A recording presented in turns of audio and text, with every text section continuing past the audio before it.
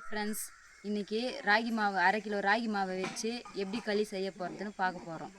வாங்க வீடியோக்குள்ளே போகலாம்.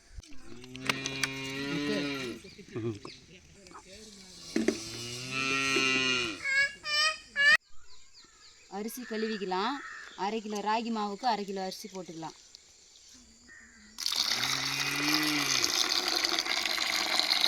அரிசி போட்டுக்கலாம்.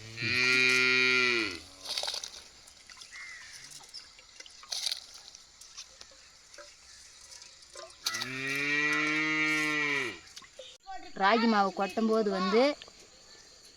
ஒரு பக்கமாக கொட்டணும். மாவு பிரிஞ்சு அகலத்துக்கும் போகாத மாதிரி ஒரு பக்கமாக கொட்டிக்கணும்.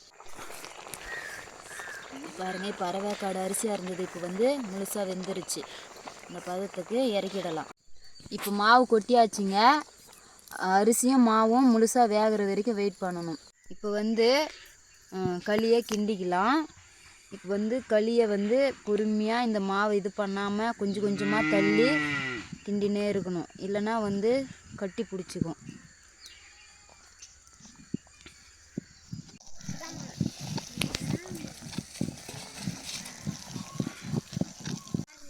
இதெல்லாம் எடுக்க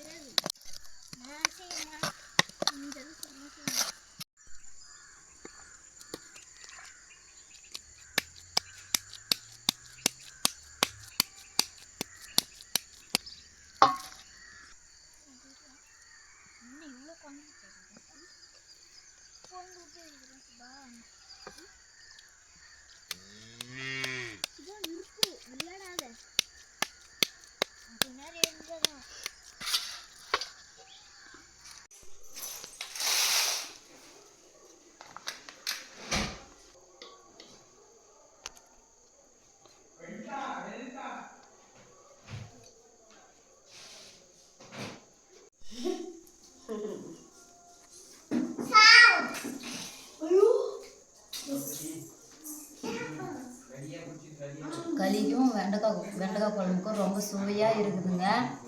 நீங்களும் வீட்டில் செய்யுங்க. களி ரொம்ப ஸ்ட்ரென்த்தான ஒரு பொருள். உடம்புக்கு பிடிச்சிருந்தா மறக்காமல் லைக் பண்ணுங்கள், ஷேர் பண்ணுங்கள், கமெண்ட் பண்ணுங்கள், சப்ஸ்கிரைப் பண்ணிடுங்க.